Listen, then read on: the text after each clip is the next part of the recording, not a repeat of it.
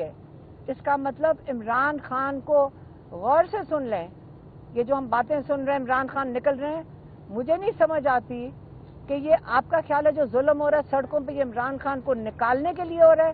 عمران خان کو ان کا کوئی ارادہ نہیں نکالنے کا۔ غور سے سن لیں پھر سے۔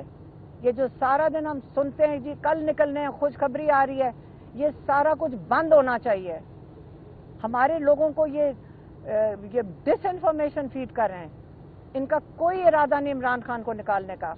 یہ ہمیں خود عمران خان کے لیے احتجاج کرنا پڑے گا، اور عمران خان کو پرامن احتجاج، میں پھر سے کہنے لگی ہوں پرامن احتجاج ہمارا حق ہے، ہم کریں گے۔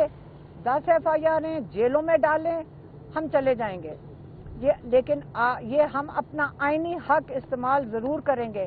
ہم نے عمران خان کو جیل سے انشاءاللہ ہم نکلوائیں گے۔ بہت مہربانی۔ اب میں چاہوں گی سلمان اکرم راجہ بھی تھے ادھر عمران خان کے ساتھ، کیونکہ آج یہ بہت سیریس بات تھی جو اس وقت ظلم ہو رہا ہے، اور اس کے لیے میں چاہوں گی کہ وہ بھی بتائیں کہ ان کی کیا بات ہوئی ہے خان صاحب۔ جی بہت شکریہ علیمہ باجی نے تمام باتیں کر دی ہیں بڑی تفصیل کے ساتھ۔ میں صرف اتنا ہی کہوں گا اپنی قوم سے آپ کے توسط کہ یہ وہ لمحہ ہے جب ہم واقعتاً اپنی آزادی حاصل کر سکتے ہیں۔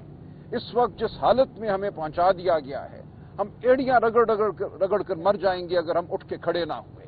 جو انتظار پنجوتا کے ساتھ ہوا ہے، جو اس سے پہلے ذل شاہ کے ساتھ ہوا تھا، ہماری جان جو ہے بالکل حقیر ہو چکی ہے، ہماری عزت حقیر ہو چکی ہے۔ نہ چادر کا کوئی تقدس ہے، نہ چار دیواری کا کوئی تقدس ہے۔ تو عمران خان صاحب نے آج پوری قوم سے یہ التجا کی ہے، حکم دیا ہے کہ اب نہیں تو پھر کب۔